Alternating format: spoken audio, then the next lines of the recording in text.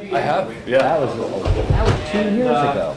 That was a long Everybody time That ago. was 2 years signs in ago. on the clipboard going We're around. gradually collapsing here. And we're going to Not start off Wakefield. with introductions.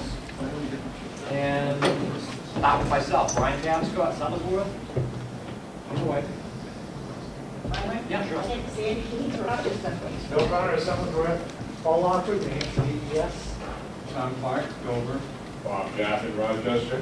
Tony McCandless, Dover. In Ormond, the Ride District, Greg Ellis, Strafford, Richmond. Dan Camara, Strafford Regional Planning Commission. Cynthia Copeland, Strafford Regional. Mark Ambrose, Strafford Regional Planning. Ed Comeau representing Brookfield. New Hampshire DOT. Very Parkley, Rosewood. Alan Martin, Strafford Regional Plan. Steve Brown from Wakefield. Okay, there we have it. Thank you. All right, we're going to open up the public hearing. And Marilyn here at my request will be speaking on 4.2 and 4.3 with a PowerPoint presentation.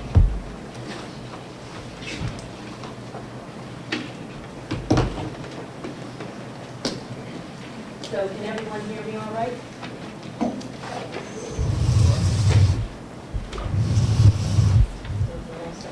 Yeah, 1 second.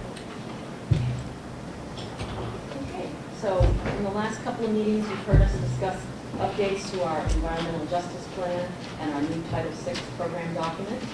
And so I thought I'd talk a little bit about the process and how we got to where we are right now.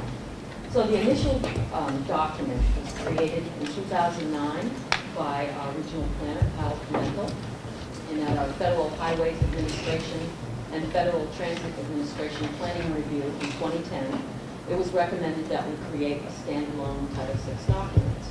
So updates were made to the environmental justice document, and a standalone Title VI document was created. And the new Title VI document was submitted to New Hampshire Department of Transportation, Federal Highways Administration, and the Federal Transit Administration in June 2012 for their review. Now, the environmental justice and Title VI documents went out for a 30-day comment period that began on April 13th and ended on May 16th. And what we were doing was soliciting comments regarding the update to the environmental justice document and the new Title VI document. And the Strafford MPO today, what we're asking of the policy committee is for your approval of these documents. And to date, we've received 2 comments, and there were handouts on the table over there that had comments that we received with responses. So if you want to take a look at those and have any questions, feel free to ask me about that. Now, environmental justice was part of an executive order 12898, and that was signed in 1994 by President Clinton, and it required federal agencies that receive federal funding to make achieving environmental justice as part of its mission and identifying and addressing as appropriate disproportionately high and adverse human health or environmental effects of its programs, policies, and activities on minority populations and low-income populations. And the executive order directed each federal agency to develop a strategy to implement these requirements. And the principles of environmental justice include the following: avoid, minimize, or mitigate disproportionately high and adverse human health and environmental effects, including social and economic, on minority and low-income populations. Ensure the full and fair participation by all potentially affected communities in the transportation and decision-making process, and prevent the denial of, reduction in, or significant delay in the receipt of benefits by minority and low-income populations. So the changes that were made to the environmental justice document was the census numbers were updated to use the most current statistical information, the American Census Survey 2006 to 2011. New maps were created, new obligated projects were included, and projects that were developed took into account effects that these projects or decisions would have on low-income and minority populations. Now, Title VI is part of the 1964 Civil Rights Act, which provides that no person in the United States shall be on the grounds of race, color, or national origin be excluded from participation in, be denied the benefits of, or otherwise subjected to discrimination under any program receiving federal financial assistance.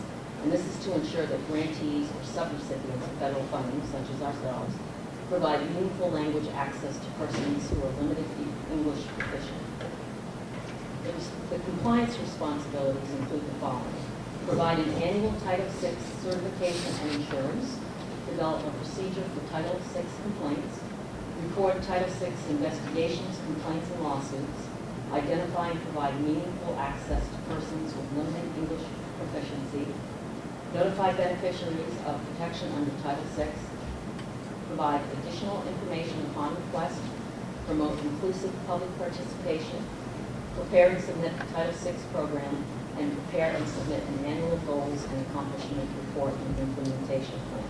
And all of that has been included in the document. And there were some additional copies over there if you wanted to look at it. Now, some of the responsibilities include provide, which we've already done, I'm sorry. So some people may wonder what the key differences between Title VI and environmental justice are, because they're so close and similar. Well, the Executive Order 12898 for environmental justice directed the agencies to make achieving environmental justice as part of its mission and to identify and address as appropriate disproportionately high and adverse human health on environmental effects of programs, policies, and activities on the minority populations and low-income populations. Whereas with Title VI, it's a federal statute that states that no person on the grounds of race, color, or national origin be excluded from participation in or be denied the benefits of or be subjected to discrimination under any program receiving federal assistance.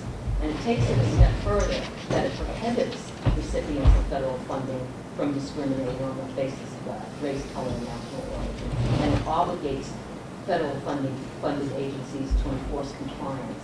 And in your packets, there's a handout that goes into more detail between the differences between the two. Now, some of the strategies and procedures that we have include the following: select meeting sites and times that are easily accessible, collect demographic information on public participants, maintain a demographic profile of the planning area using the most current statistical information available on race, income, and other pertinent data, regularly evaluate the effectiveness of all communications and public involvement efforts, maintain records of complaints received and any materials related to the investigation, final determination, and corrective actions. We have none. Solicit and consider input from all groups and citizens concerned with, interested in, and or affected by transportation plans or programs. Continue to maintain and update distribution lists and use of social media such as Facebook, Twitter, blogging, which we've been doing, and other social media. And we've also done a great bunch of events in the last year. We've taken place at Apple Harvest Day, we've gone to blood drives, senior centers, we've gone all over the place to get input, and we've gotten a lot of great input. This is the slide here is just showing a couple of public outreach events. We went on the left, it's the senior center. I went to that, had a great time. And the Newmarket Heritage Festival is another one where a couple of our regional planners attended. We got a lot of great information from everyone. So this next slide talks about, this is two examples that were created using the new census data. The data from the American Community Survey 2006-2010, the 5-year estimates were used as opposed to strictly 2010 census data. And the reason for this is it allowed us to more accurately look at low-income households and minority populations at both the census tract and the block level. And besides using new data, the biggest difference in these tables from the 2009 plan was that the low-income household data could no longer be found at just the block level. We could only go as far as the census tract. Now this slide shows the difference between low-income households from 2009 to 2013. The map on the left has 2000 census information, and the map on the right has data collected from the American Census Community Survey 2010 census. And we've also included all our metropolitan transportation planning projects on the new map, as opposed to just including the annual obligated project list. And it's important to note that we could only go to the census tract on these maps, which explains the dark color for Farmington because it's a larger group that we show. And it's taking into account for all low-income households in the entire town, not just the smaller census blocks, and that's the big difference. It's also good to note that the large amount of low-income households in Durham can be explained by the student populations. While the census doesn't take into account the dormitories, there are a lot of students that live off campus in the apartments. And then this third slide shows the difference between minority populations from 2009 to 2013. The map on the left, again, is the census information from 2000, and the map on the right has data from the American Community Survey, the 2010 census. And again, all the metropolitan transportation plan projects were included in there. So that's my information on the document that we created. Does anyone have any questions or comments? Thank you. Thank you, Ralph. Okay. Now we're going to open the public hearing to receive comments on 4.2 and 4.3. Any questions or comments? Now the public hearing is open. Ken? Mr. Chair, my only question would be whether or not it looks to me like from the copies of the comments that we received, the staff has taken into consideration each of those comments and incorporated where there were typos, corrections, additions, those kind of things. Correct. Yeah, the responses to the comments are there. Any other questions or comments? Hearing none. Motion to close the public hearing? So moved. By Ken, seconded by Bill. All in favor, say aye. Aye. Opposed? Okay. Staff communications, Marilyn? Yeah, I just wanted to remind everyone that the upcoming annual meeting luncheon for commissioners is May 30th, and it'll be at the Governor's Inn. You still have time if you want to sign up, and if you can't get your check beforehand, you can bring it with you at the door. I just want to remind everyone of that. And also, our summer intern starts Monday, May 20th. His name is Matt Zone. He's from UNH, and he's going to be assisting with the traffic counts and culverts and any other work that they need done. That's it. That's it. Okay.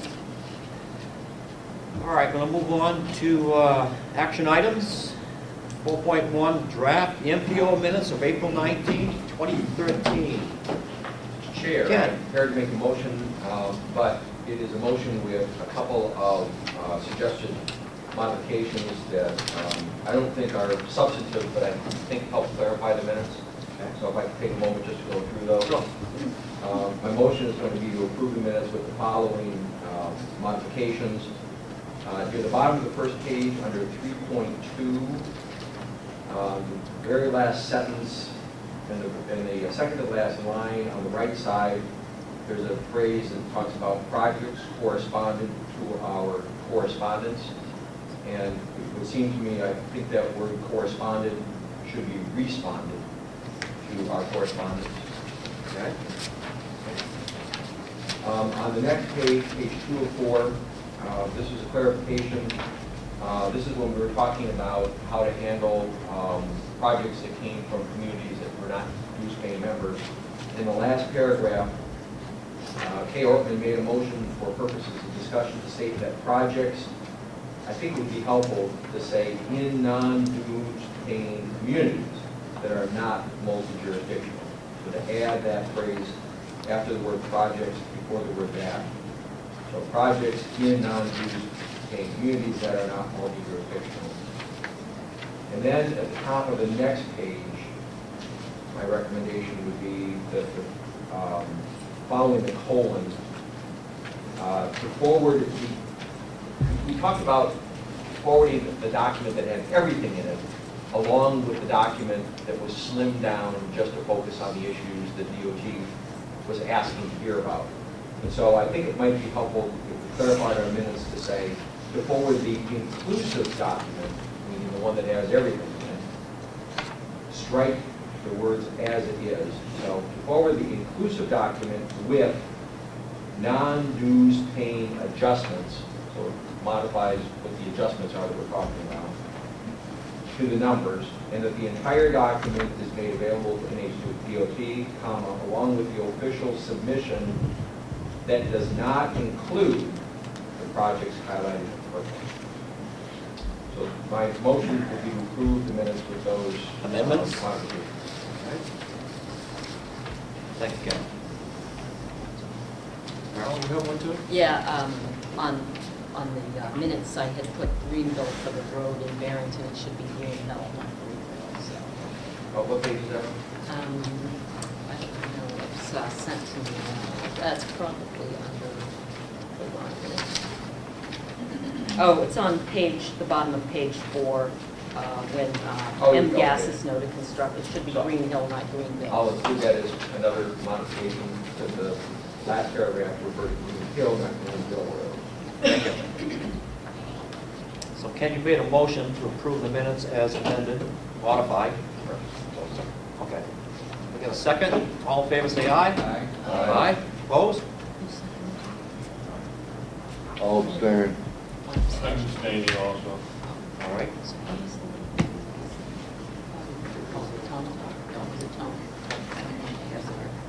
And then two abstentions. Yeah.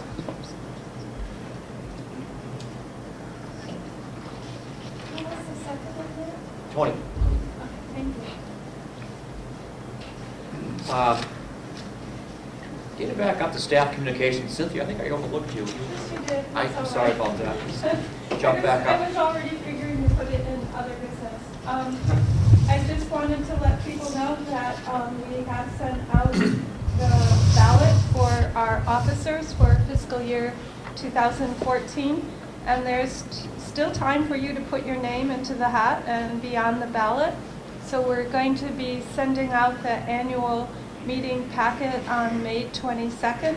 So up until May 21st, encourage you to consider serving on as an officer or as a member of the executive committee. And secondly, our Unified Planning Work Program budget and scope of work was approved by the Executive Council on this Wednesday as we submitted. So our budget for one half for next year will be $482,476, and we're really happy and thankful and appreciative for the support that DOT has provided to us with addition of SPR funds to our PL funds. And it's made a huge difference in the last 2-year cycle. So thank you to DOT, and make sure they hear that, please. We appreciate it. That's it. What's the PL fund? It's just the name of the category of the funds that through the authorization, the enabling legislation, they're called PL funds, and I don't really know what it stands for. But it's the category. Do you know? Planning? Planning. Okay. All right. Thank you. It's a category in the enabling legislation. Any other questions for us, Cynthia? Hearing none, move on to 4.2, Title VI program. Anybody want to comment, question, or? We're looking for a motion. Yeah, one, for a motion? So for purposes of discussion, I'll make a motion that we adopt the revisions to the Title VI program. We need to do these separately? There's two, Title VI is a standalone document. Okay, And that's a brand new document, it's not being revised, it's being approved for the first time. okay. And The just- environmental justice is the one that's going to be revised, that was updated. okay, and that, the environmental justice is the one that ties into the census data? Yes. Okay. So I'll make a motion that we approve the modifications and changes to the Title VI program as presented. Second. Second by Victoria, motion by Ken. Any questions? Ed? The standalone action item, we're going to do 4.2, is that just the item that went through Congress, or is that the executive order addition to it? Well, the executive order is environmental justice, that's a separate document. So we're going to vote on that second. That's 4.3. 4.2 is the Title VI. I just did a little overview so people can see what we're doing.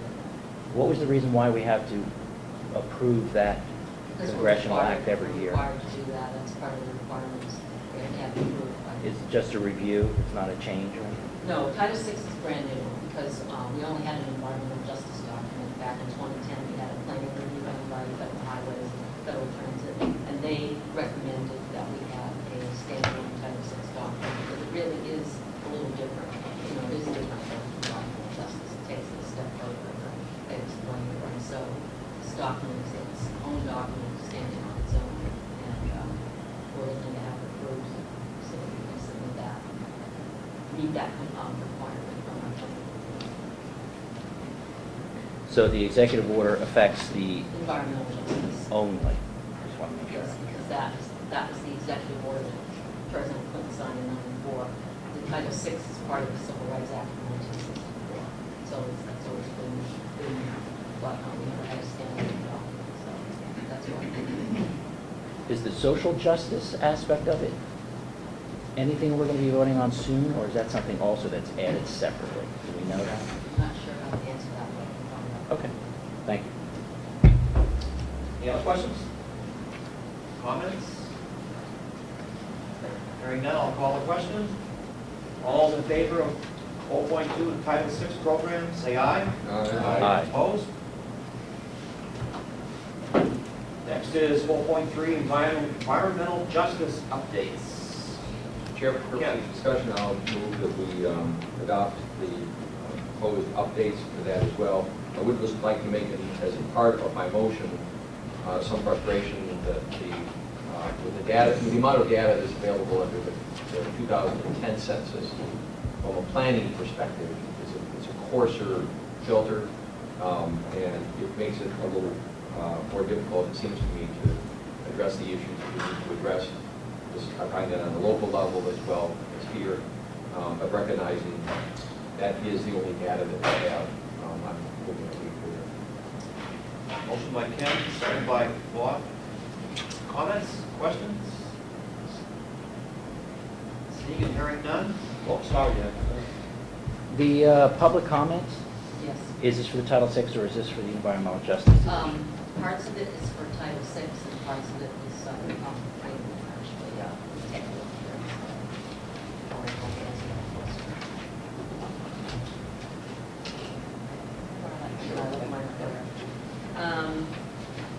Actually, this is all Title VI, so I apologize for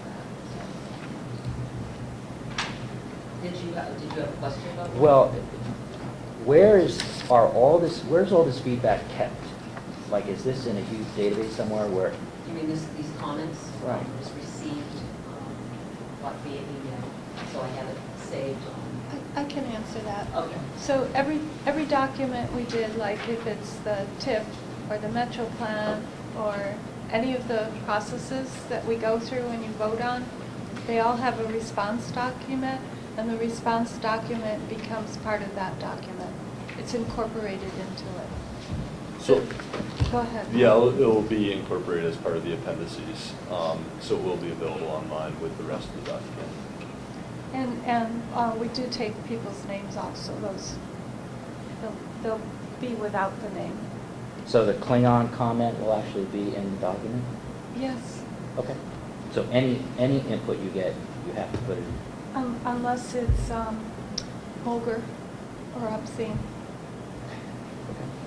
Thank you. Any other comments, questions? Okay, seeing and hearing none. All those in favor? I Oh, just go for ahead, the I'm sorry. record, the person that made this could make changes to their comments. They can. Yes. I don't think the person that made these realized they were part of a public record, so. Is that, we'll talk later. I come from an age where I understood what he was talking about. I so know. I mean, that would be such a bad thing. No more comments or questions? I'm gonna call the question. All in favor of the environmental justice update, say aye. Aye. Opposed? No. Two opposition.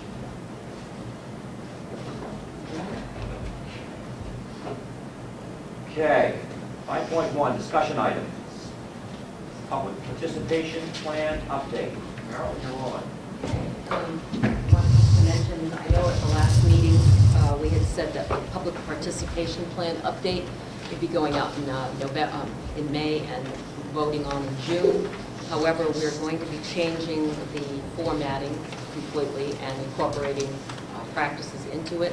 So we're delaying that until the public comment will go out in the end of August, and we'll be voting at the October policy meeting instead. So just to give you an update on that.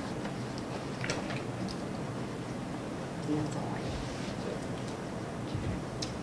Any questions on that? Comments? All right.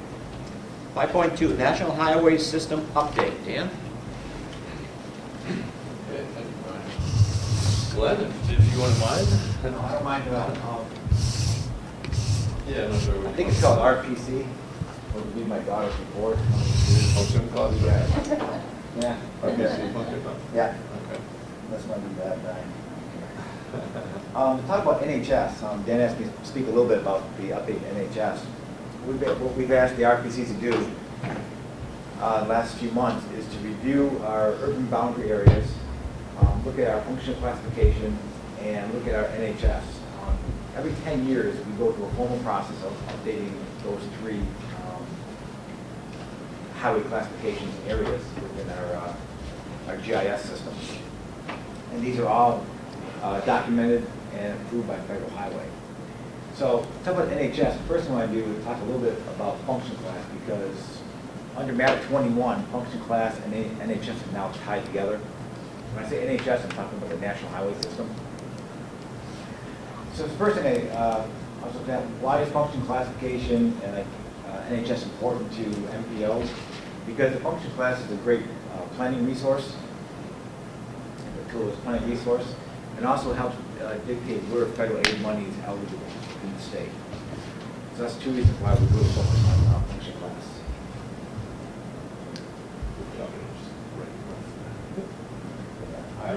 So what is function class? Simply, it's just a reflection of road categorizations that kind of balance mobility and access. And what we do is we're required by Federal Highway to break down all our roadways by 4 groups, actually like 12 different groups, 4 main groups. One is the principal arterial systems, that's with interstate, turnpikes, divided highways, big roads. Minor arterials, smaller systems, collector roads, and local roads. So really, your principal arterials, your minor arterials, really, it's all about mobility, getting cars from point A to point B. Where we have the collector roads and local roads, it's really more about access to local land or small type of facilities. And when we talk about function class, it's the principal arterials and minor arterials. Those are federal, those roadways are federally eligible, called Fed Aid roads. And the collectors and local roads are not eligible for federal aid, except collectors in urban areas we can spend federal aid money on. Glenn, are you defining what an urban area is? Is that part of where you're going, or would it make some sense? How is that? Is that a density issue, or is it a... Urban areas are defined every 10 years during the census. And Federal Highway, or the Census Bureau, they determine that it's by population primarily. They use an algorithm that defines that. Well, okay, so that's not, whether it's an urban area or not, it's not determined by transportation folks, it's determined by census folks. Correct. And then you use that for the federal, okay. So we use that to kind of determine when we classify all the collectors, Right. and if it happens to fall within one of the urban areas by the census, then we're allowed to spend federal aid money on it. Okay, thank you. All right, so that's the 4 categories. What we're asking the RPCs to do is review these and tell us what they feel the roadways are. We took a stab at DOT, what we think is the best, based on last census, based on census, based on how the highways are shaped. And then we present these guys to kind of help us fill these categories in. These categories, there is no real formula to make this happen. It's really, we're relying on the planner's intuition and saying, hey, this is more for mobility, or this road is more or less a collector, how to get roads from local roads onto the interstates, turnpikes. And these are truly just local, act like local roads. Has nothing to do with ownership, has nothing to do with traffic counts can be an indicator, but it doesn't, it's not dictated by traffic counts. So it's kind of almost an art form, and that's why we're really relying on planners to really help us out to fine tune this system. I was trying to say, it's really, the arterials is really, arterials are really kind of heavy towards mobility, less on access. Then we get down to local roads, which is really more about getting access to land, facilities versus getting people from point A to point B. And these are some documents and information I've actually taken from the state of Maine. It is nice documentation. Which I'll give you the website after. Maybe they change the name from New Hampshire on there, or just take Maine and sell it as that. That's what people do. So arterials, again, it's kind of roughly, it's for longer travel between major cities, between major generation trips, cities, recreational areas. Collectors basically bring you from the local roads to the interstates, how you can point A to point B, and local roads really provide access to private properties and low-volume facilities. And this is just kind of an idea. From city to city would be an arterial, I can see that. Then a collector is getting from the local roads up there to it. Kind of simple, but really it's an art form. It's not there's no formula to tell you what road's which.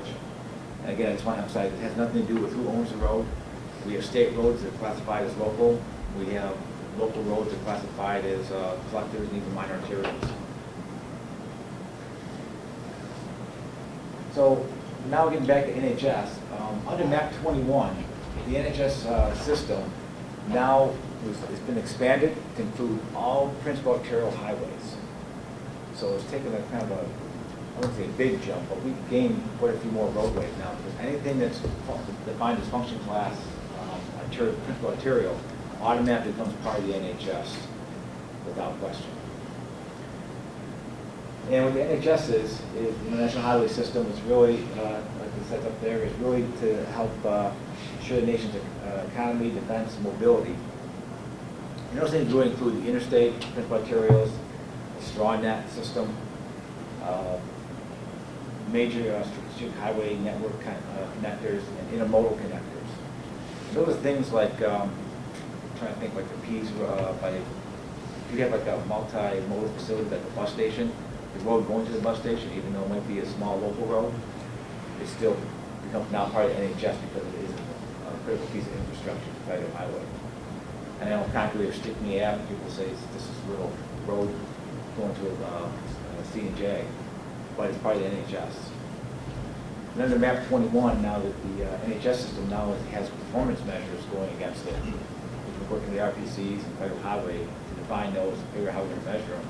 They really want to ensure that these roads are kept up to a certain standard because they are so important to the nation's economy, defense and mobility.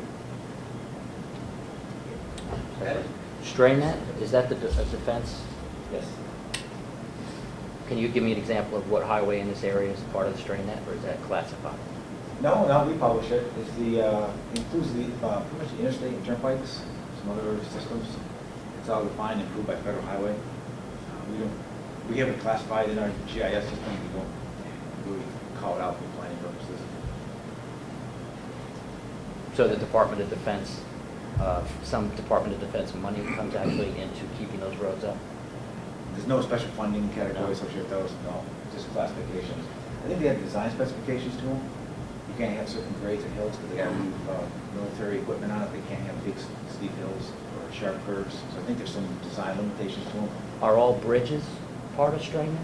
No. Large bridges? No, it's more or less network systems. Thank you. It's not that many miles. I said it's something we track because we have to report it on it, but we don't really use it as an information. The reason why I asked that is Yeah. because strain net, if you think about it, if tanks had to be moved around and heavy equipment, I mean, can the bridges withstand all that weight and stuff? Well, that's part of the design specs of Ah. the straw net. We have to meet certain limitations, specifications, I should say. Thank you. Yeah. Yeah, can you, Glenn, illustrate intermodal connector and use it for exit 9 in Dover and off the Spalding? So Indian Brook would now be, that goes to the park and ride there? That's the name of it, right? Indian Brook? Indian Brook up there. Yeah. Is that now I an don't think intermodal Parker- I don't- connector? I had to look at the rules on park and rides. If a park and ride would count as intermodal connector, I think it has buses going to it, Yep. then that could become part of the NHS. Yeah. There's certain criteria of how many trips and cars can park there. I don't know all the exact rules. Okay, thanks. So if that's, Mr. Chair, so if that site were just a park and ride, it might not.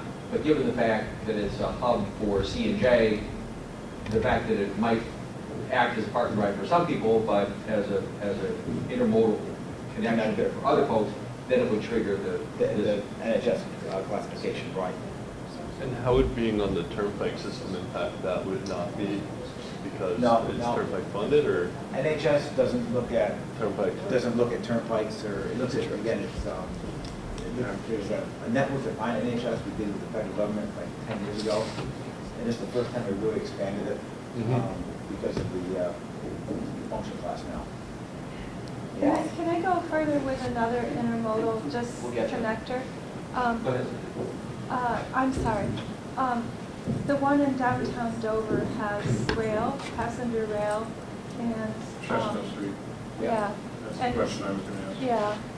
So the question is that now, is that And 2 bus NHS? services. I would probably think that would be NHS.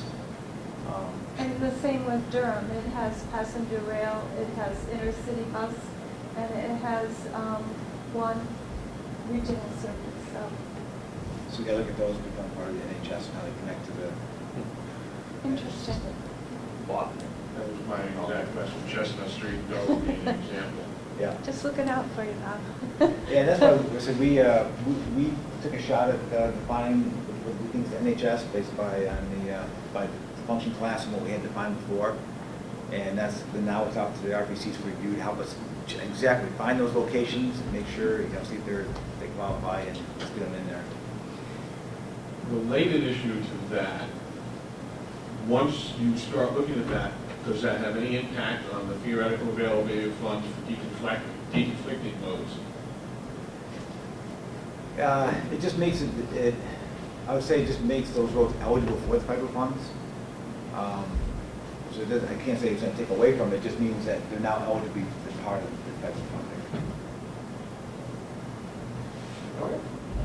I'm curious as to whether Route 4 would possibly qualify, considering that it's, We can look at one of our maps and we can check it out. Yeah, I mean, Route 4 I have a map ready to go, if you want me to. Yeah, bring it up. Have our Bring it. Good NHS. question. I can't say I memorized the NHS system. just a creative process you were talking about. Yeah, exactly, but it's, In this region here, it's a little tough to see at this scale, but all of Route 16, Spalding, Route 4, 125, let's see. Can you zoom in a little bit on that? Yeah, it looks like Indian Brook Road is already included in this too, so we just go over to. So this would be exit 9 right here, and this is Route 9, High Street through Somersworth.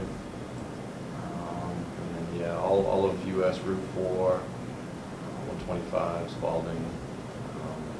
There's this little leg of New Hampshire 11 right here that DOT, that Jeff's recommendations, And I'm proposing guessing- it to go away, so I think that's probably gonna disappear. yeah, go away, yeah. Yeah, we did it Could you show P's to see whether that actually reflects the intermodal? Let's see, P's So the parking would be lot. right about here, so there would be, it doesn't look like,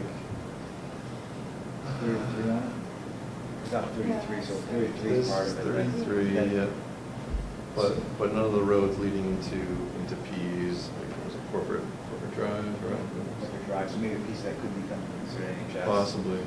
That's something, that's what you see, you want to put it on there. Mhm. Everything we do here at the NHS has to be signed off by Federal Highway, so they'll scrutinize anything we give them. The function class is basically approved by DOT and Federal Highway. We get dual sign off on it, but it doesn't leave New Hampshire, so it's the division office signs off in the function class. The NHS is actually signed off down in DC with a team that reviews that.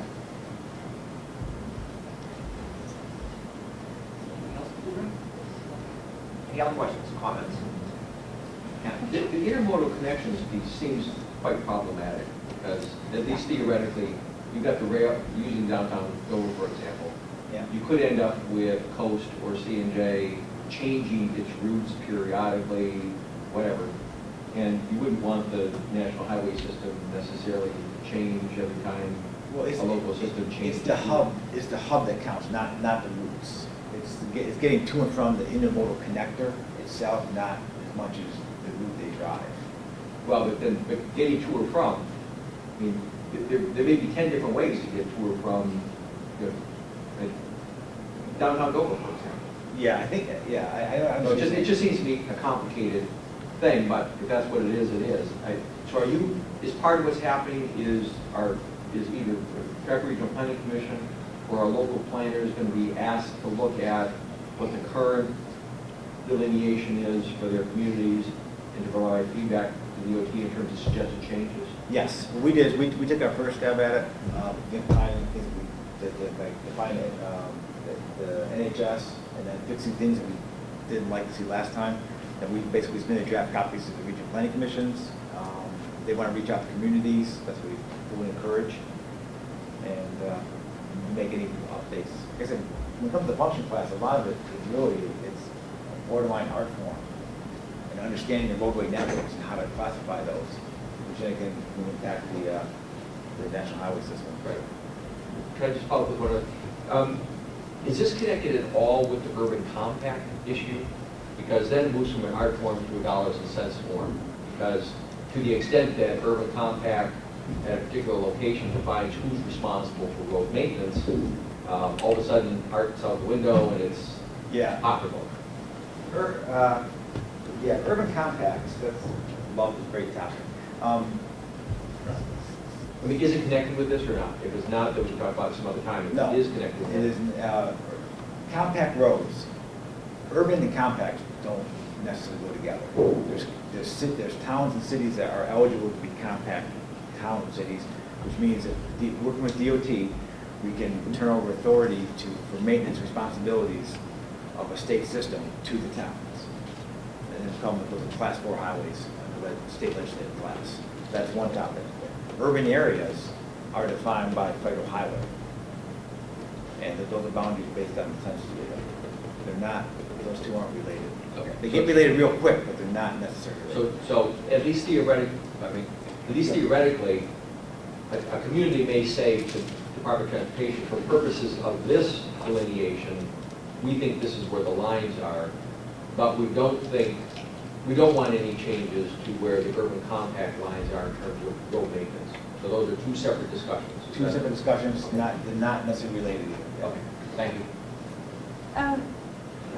I just would reserve that I think there may be overlay and issues of integration, so I'm not so sure. I am. But, okay, I'm glad you are. There's, Well, that's the art form, right? well, yeah, two things we don't have control over are the urban areas. They're defined by federal highway, by the Census Bureau. You guys might get real confusing. There's a smoothing process going out, which we're allowed to smooth the census boundaries under federal highways, urban areas. We make them larger, but not smaller. But honest to God, to date, we can't figure out why. They don't affect funding, they don't affect planning, they don't affect anything. We've been asking federal highways for about 6 months now, why are we asking people to do this? They can't come up with a great answer for us. We've been down to DC and back a couple of times now. But that's a different topic. But we're asking these guys to look at it, I guess more for planning purposes. They can smooth out the urban boundaries by the Census Bureau. But you can't find a direct impact on those boundaries. So what is the federal aid eligible for? Is it maintenance or is it upgrades, expansion? What is typically that money used for? the federal aid highway, basically, is, you talked to Cynthia, is the money that's authorized under map 21. Yep. We can spend that money based on the category, how we use it, basically, it's based on federal aid roads, and based on the category of the money, it's how we can spend it. We have the surface transportation money, which is, it gives us a lot of flexibility, how we spend it. We can pretty much choose for expansion, modernization, maintenance, preservation. There's other categories within the MAP 21 authorization that become more mandated type of programs. We have the transportation enhancement, which will be focused on TE, rails and trails, several other categories.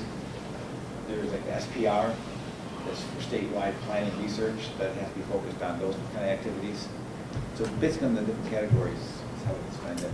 All right, so may I ask, so you're within city-wide in the seacoast of New Hampshire, southeast New Hampshire, and they have an urban compact, and they have an intermodal facility. Doesn't that overlap? In my mind, there's an overlap between monies received from the urban compact for maintenance and monies received possibly for federal aid for the intermodal. But to me, it's like in zoning. There's a overlay, and then it's looking at how do you integrate those. Yeah, the urban compact, Yep. basically that was replaced years ago with the function class.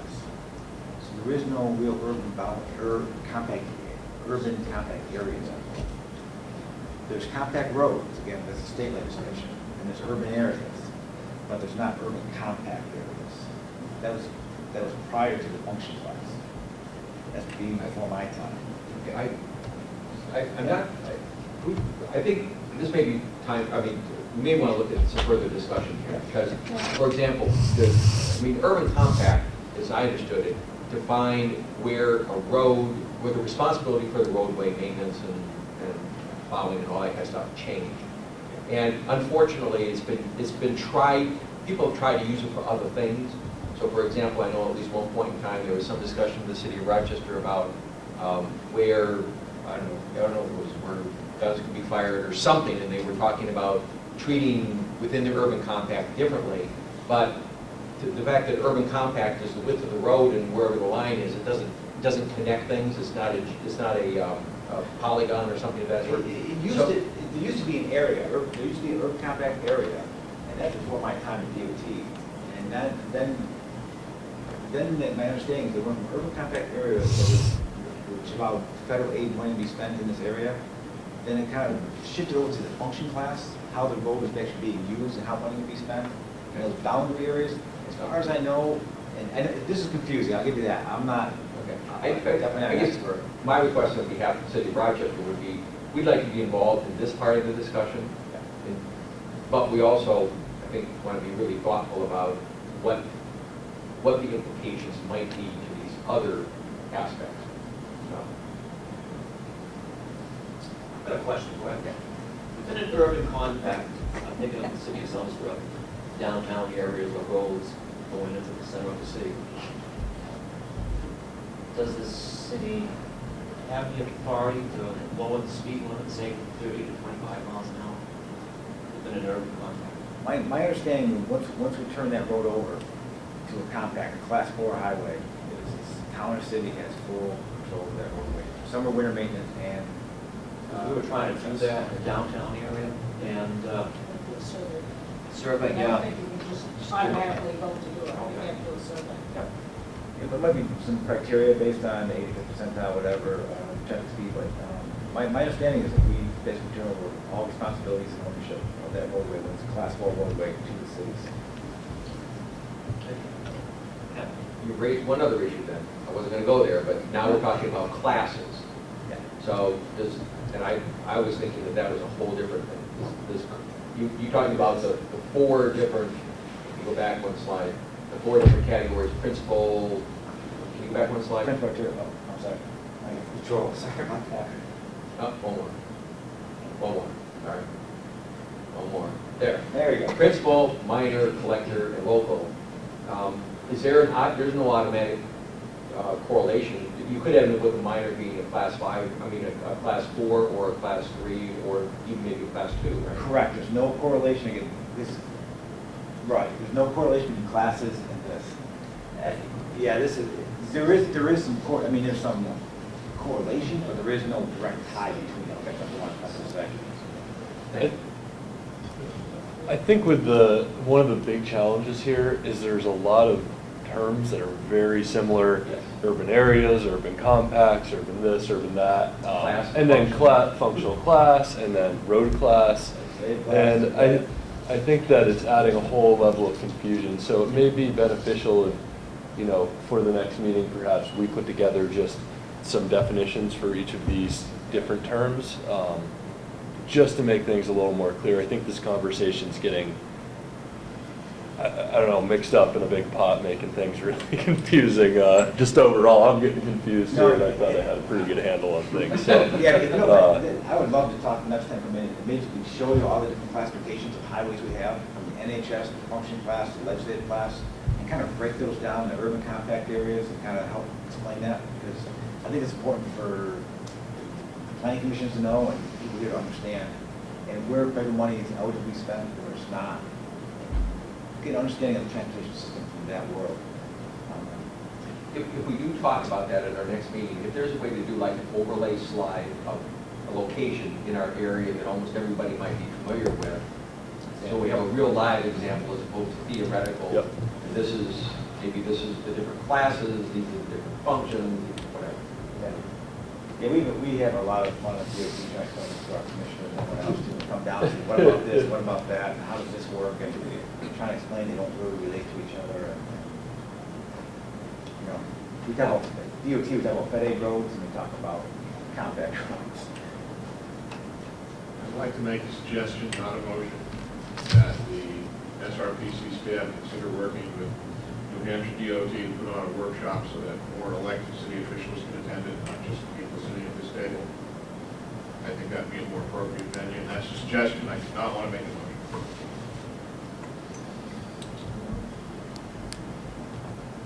I'll make a motion to it. I know a lot of people in Summersworth would like to know more about I think that's a better way. Yeah. this form of motion. Do you second it? I'll second it. Okay. Motion's been made and seconded to hold a workshop with the local communities and DOT. It's a request to DOT to hold. A request of DOT to hold a workshop. who's going to be at this meeting? Communities, members, officials, anybody.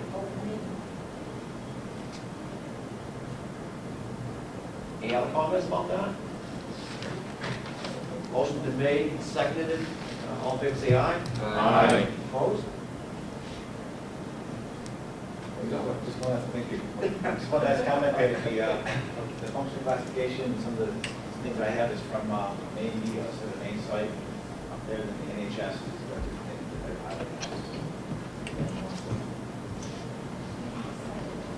Thank you, Len. Yeah, thank you, Glenn. Yeah.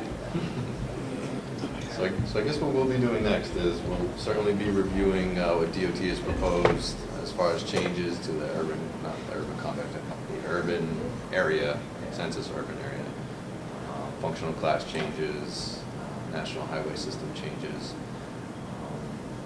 And we will certainly work with DOT, see if we can set up some kind of informational meeting, presentation, and invite local officials, TAC policy, as many people as we can, see if that's possible, maybe before the next policy meeting.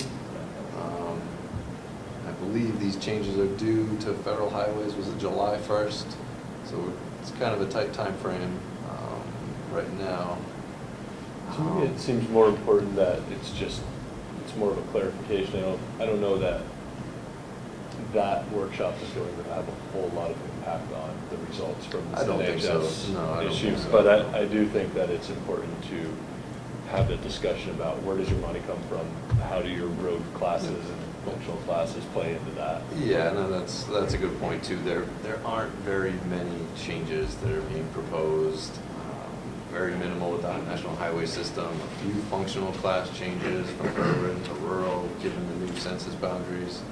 So there really won't be many changes with this effort here. And the functional class, it's really based on the last one, it's very few changes, more or less things that just probably wrong, put it together. Last time, we made a few changes, you're right. So when you go addition to NHS, we'll be connected, like Ravensthorpe Highway, the airport access road, Manchester, we added the NHS. And then just where the functional class jumped up to the defined as principal arterials were added. Maybe I think maybe 10, 15% more. I can't remember the exact number now, but I mean, it was significant, but not huge. And it's probably a typical highway you would expect to see as an NHS.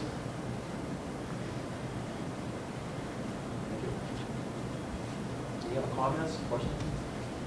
Yeah, I think the idea for the workshop is a really good idea, and I think it's a good opportunity to bring in like a pilot program for public participation, because something like this could, I mean, you have cable systems, you have internet, you have social networking.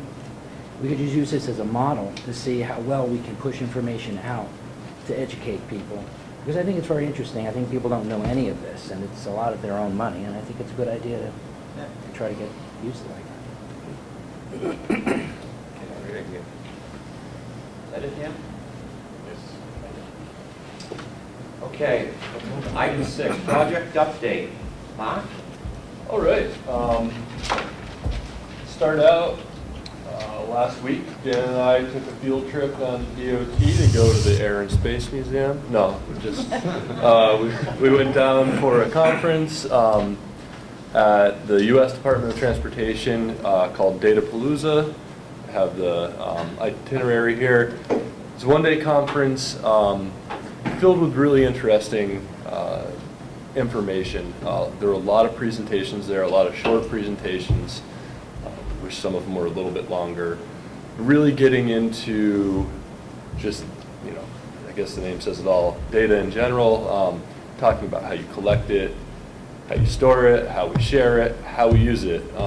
And it was a really interesting conference. It had a lot of really good information, a lot of new ideas. Unfortunately, we didn't get too far into the weeds with any of these presentations, which would have been helpful and nice, and hopefully we'll have that opportunity in the future. It really, I think, you know, to me anyway, and I'm sure for Dan, it's the same. It really kind of shows that I think as an MPO, we are going in the right direction. We've put a lot of effort into digitizing our projects, into collecting all these different data sources, creating standards for, you know, data collection processes so it can be replicated across the state. And, you know, I think our next step is really that data analysis piece where we start using our data to make better decisions. And we're already doing some of that, but really kind of showed that we're in line with the what's going on, I guess, at the national level and what federal highways and the Department of Transportation in general are pushing toward. So it was a really interesting conference. It was really nice to go. Spent some time in Washington, D.C. I've been down there for a few years. And the Department of Transportation is a very nice building down there. So that was the Datapalooza conference. If anybody wants more information, I actually think a lot of the presentations are available online, and some of them were really interesting. So we can put that information up on our website or something. Moving right along, project updates.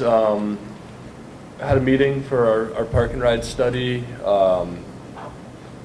Park and ride study, once again, we're basically creating a guidance and toolkit, working collaboratively with New Hampshire DOT, some members of the public and other agencies in the state, and our peers at Central New Hampshire Regional Planning Commission and Southwest New Hampshire Regional Planning Commission.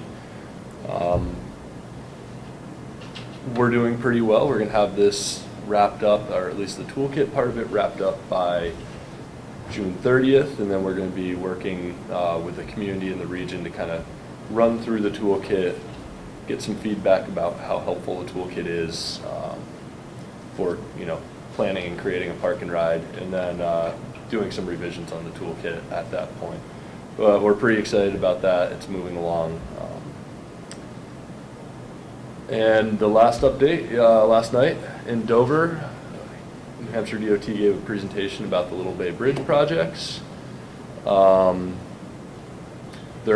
are, I think 3 of the phases are going on currently, which one of them was building that new southbound barrel of the bridge going over. I think we've all seen that. They've begun the improvements on the southern side of the bay, I guess, down by Newington. You can see some of the construction, a lot of the trees are starting to come down.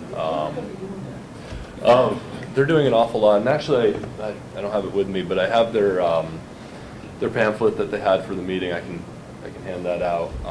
And on their website, on the Little Bay Bridge website, they have information about it. But they're, eliminating a couple exits. They're doing a flyover. They're, doing huge grade changes on Route 16. It's going to be going to 3 to 4 lanes in each direction as opposed to just 2 lanes. We're doing some really major work, really getting ready for Widening the highway. widening and reconfiguring all the interchanges on the highway. They're doing an awful lot of work over there. What's a flyover? Flyover is a bridge that goes over the top of, and so if you consider, I guess it's exit 4, that left exit, if you're going southbound to get onto Woodbury Road, that's going to be, you're going to pull off on the right now, and they're going to have a bridge that comes over. It's going to connect into Pease at that location also. So some really major work is going on. A large part of the conversation was talking about the Dover phase of the project, the Q phase. There's been a lot of discussion about sound walls. Originally, the plan called for some sort of plexiglass see-through sound walls. Apparently, the cost on those is about $1 million more than doing wood sound walls, and there are some questions about the safety of having a see-through sound wall. And I also think that the people who live down on that point have made a little bit of a stink about not wanting to be able to see the cars on Route 16. So there are some questions. DOT is up in the air about that portion. They got into funding a little bit. The Dover side of the project is currently not funded. Keith Coda indicated that he is going to the legislature in New Hampshire to discuss extending the Turnpike's bonding authority so that they can borrow the funding that they need to complete the project, and it sounded like they were very confident that they were going to be granted this authority so that the project would continue without a delay. And then there was a good question and answer session at the end that, again, it really pertained to the sound walls more than anything else, but it's a pretty good meeting.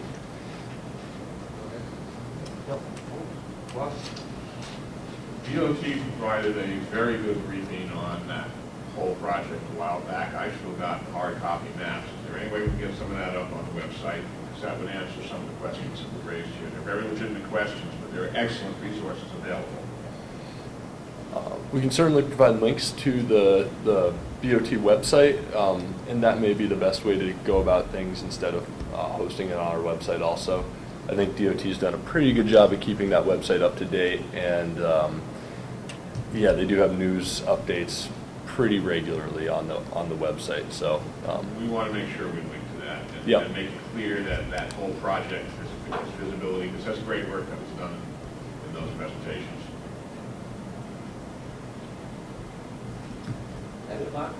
that's it. Okay. Next up for our project update is Greg. All right. We are about 95% complete with our building permit report that we do every year. Along with that building permit data that we collect, I was able to collect about 15 shape files for responsible data for 15 of our towns.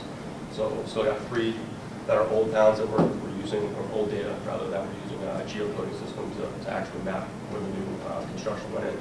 So that should be done hopefully by sometime next week, and it'll be up on the website, so people can take a look at what's going on in the community as far as new construction. We are about to be completed with our requested counts for this year, or that have come in so far. Somersworth is done, Durham is done, and Rochester has counts out right now that we're going to be collecting this afternoon. As far as the culvert inventory program, we've got 3 towns queued.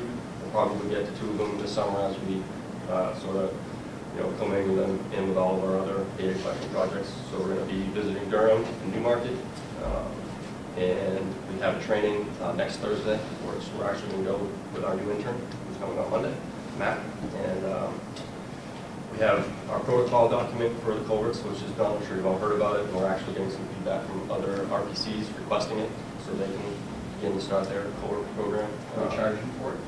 No, we're not. We are providing it for free. With regard to protocol, we're going to do a protocol document for the building permit program as well.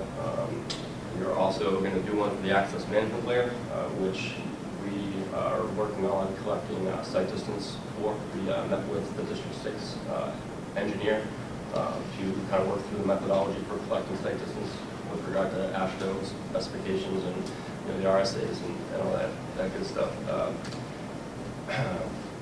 And that's pretty much it as far as that goes. The culvert, the traffic count report. The program rather has a protocol too that we put together for just the L6 setup, which is the basic setup that we do for our traffic counts for most of them. We're going to be starting our NHDOT counts, I would think, sometime next week, maybe the following week. And that's pretty much it for data projects. We're moving right along. Thank you. Anyone else have anything? Project update? Are we under other business? Or Not yet.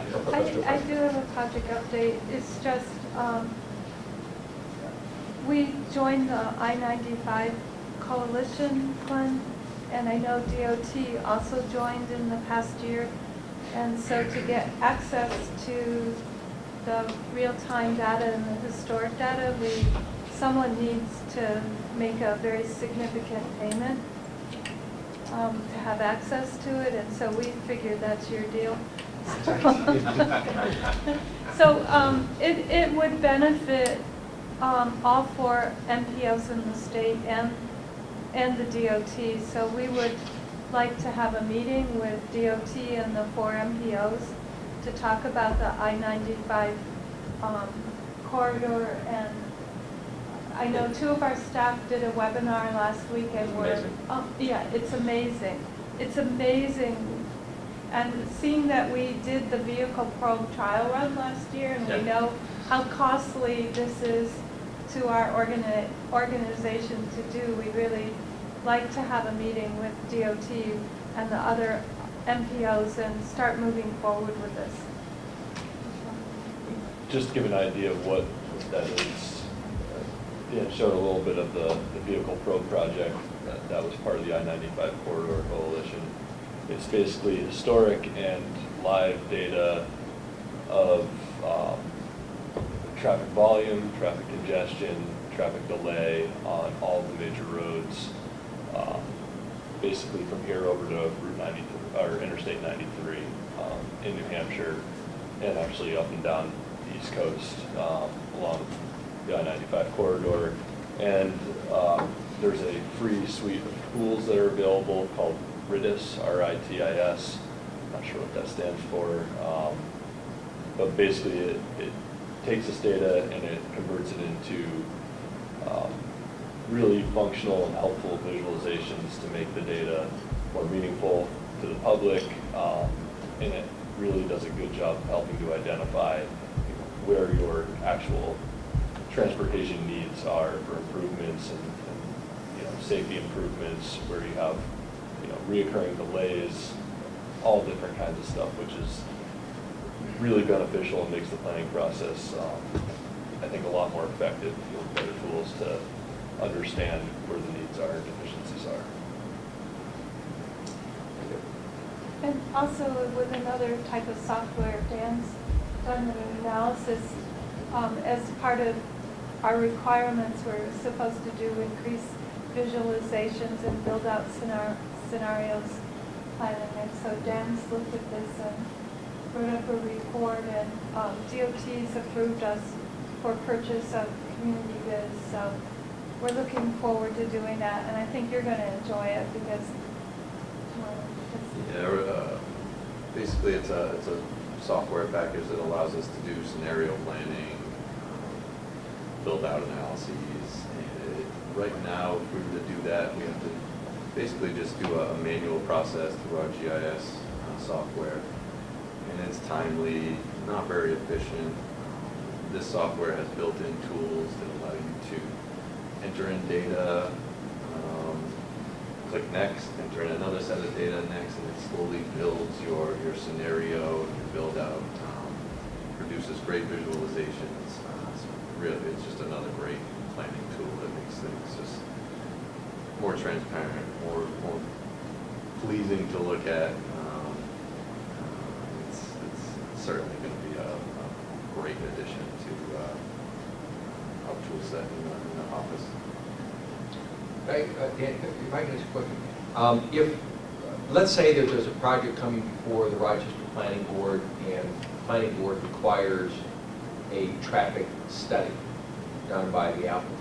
Is there a way to take that traffic study data and put it into this kind of a program so that the Planning Board, rather than looking at numbers and trying to figure out what that means, could actually see a visual representation of what it means? So ultimately, what would you be looking for? Probably turning movements and things of that sort that might have congestion issues. Yep. We actually have software right now called Synchro that does that. It's a traffic simulation software.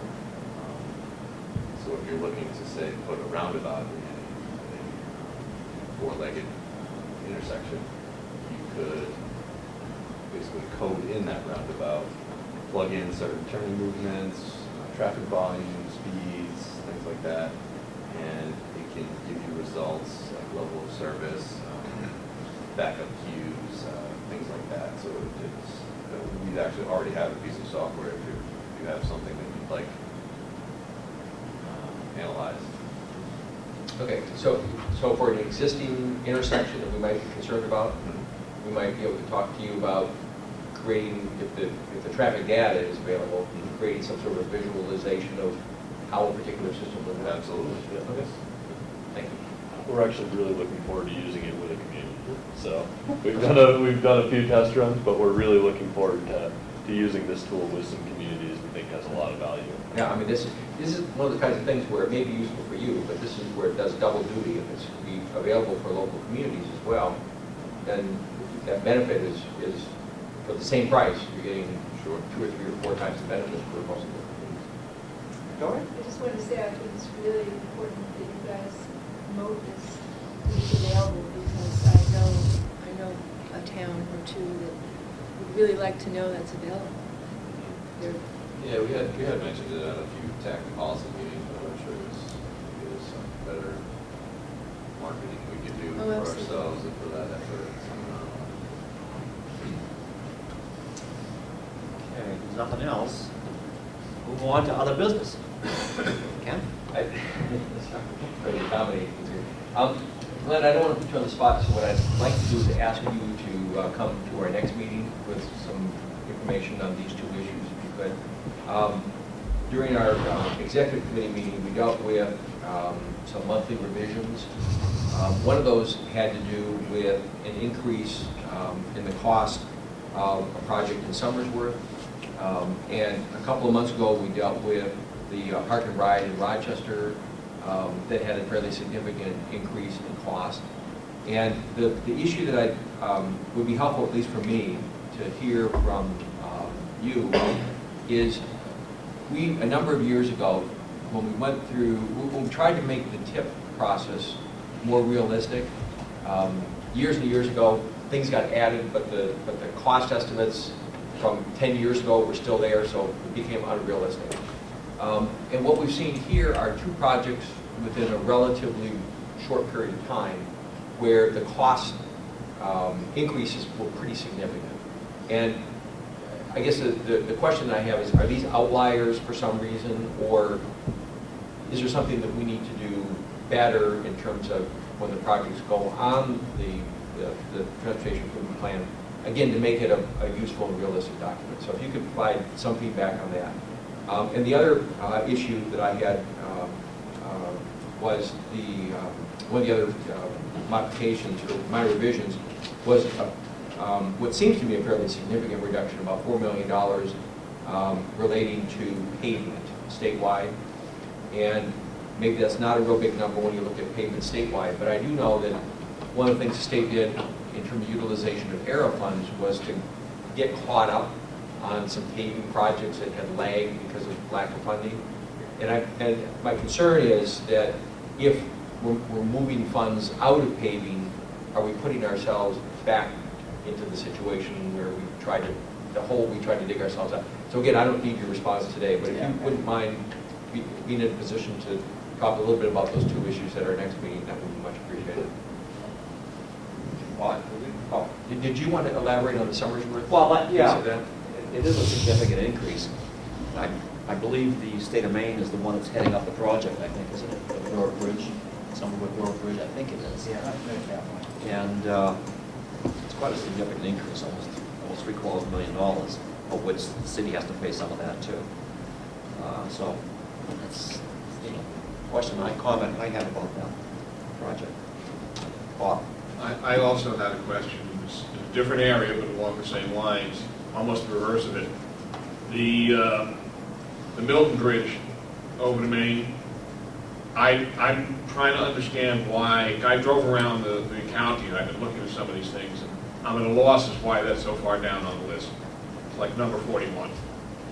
And again, with my personal interest in emergency management and first response, I need to better understand how it's dropped that far. I'm not saying there isn't a good reason, but it's not obvious to me why that's so far down on the list.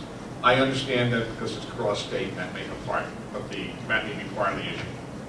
Well, again, I think in the past we talked about this new process using some software decision lenses to make these decisions. Well, this is the reason why we're using that, is because now we can show you, hopefully we can show you why we're in the list based on the criteria we set for it and why it falls where it does. And then, so, it's a great example. If you look at the decision lens, let you get just an update on that whole process. We're in the process now of getting all the projects in, recommendations from the RPCs into the decision lens and the tools with their ratings and looking at how the projects fall out in your plan. Actually, I'm doing that. I should have done probably sometime mid-next week. So we should be getting close to seeing what the initial results are from the RPCs. Again, the next step is for DOT to also review these projects and do the scoring on them. We're working on getting a team together to start that process. But at least the raw regional RPCs score should be probably next week sometime.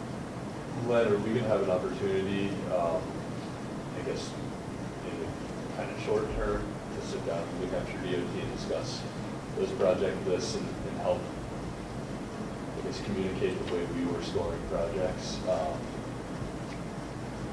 just to maintain some kind of consistency or fluidity between the two processes, so it's not a complete, I don't know, going back to the stage one and doing it, rescoring from scratch, or? Yes, we definitely sit with you. I got to define short term. Yeah. A couple weeks, month, I don't know. I don't know, close to months. There's about 295 projects. The DOT is going to have to score. If we have them from everybody, we're going to score all our projects as well as all the RTCs. I'm just going to throw some ballpark things out there. We're trying to maybe look at maybe DOT only rating one to the NHS system. The rest of them we're just going to take the DOT raw scores or RTC's raw scores. That's one plan being floated around right now. But we got to look at the data and find out where our comfort zone is doing this. But we'll probably need a month or so to do our part. And once we have ours done, we'll bring anywhere we find big discrepancy between our scores and the RTC scores. Again, we'll talking to folks to sit down and figure out maybe if we miss something or we see something different in that project and kind of come up with a common score. Yeah. So yeah, it's still in the works. We'll get back a little bit because of some of the other issues we're addressing right now. Yeah. Still plan doing it. The other, anyone else have anything else? We had one Go thing. ahead, Bill. To thank Marilyn Barton for her work on the Title VI and environmental justice stuff. It's been a fine job. Thank you. Anything else? I'll just to get back to Bob's inquiry, I'll just do a quick one here. Maine DOT, I think, is one of the major reasons that that bridge is any higher on the list. I know that the people of Lebanon aren't entirely interested in restoring that bridge connection for some reason, and Maine DOT is really one on their list of bridges to address. And I think New Hampshire DOT has mentioned that it's on their, it's on the state aid bridge list, but it's still some years out at this point, and there's not a lot of political will between the two states to get a temporary replacement up there.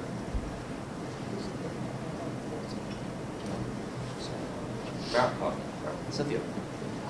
Just for those who may not know, New Hampshire DOT is applying for 3 Tiger Grant applications. And the first one is for the Sarah Long Bridge, and Maine Department of Transportation will be the primary applicant on that.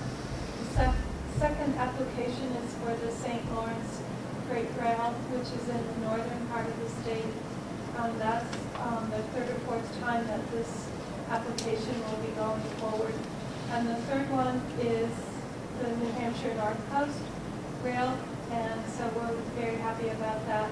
It would be improvements from the Rollinsford connection to Pan Am upwards to Ossipee, fixing the washouts and upgrades to the rail line in that area. So we'd be more happy if it was a phased project and there was consideration of going up to Conway as the second part. But it's under discussion, and we have a great team together, and we're working with Mark Sanborn, and we've been advocating really hard for the upgrades for the New Hampshire North Coast, so we're really happy to have this opportunity that this grant will be competing at a national level for Tiger Grant. Thank you, Cynthia. Anything else? If not, citizens forum, excuse me. Anyone here wants to speak for citizens forum at all, or? Now I'll entertain a motion to adjourn. Right. Who made the motion? Steve, okay. Didn't have to wait for me. Okay, second by Sandy. All in favor, say aye. Aye. Opposed?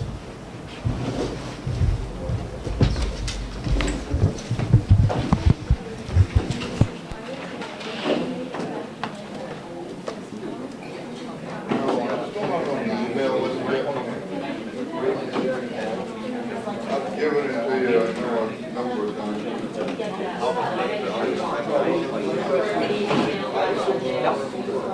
Well, either way, I mean, as long as, like last month, I got nothing, that's why I didn't.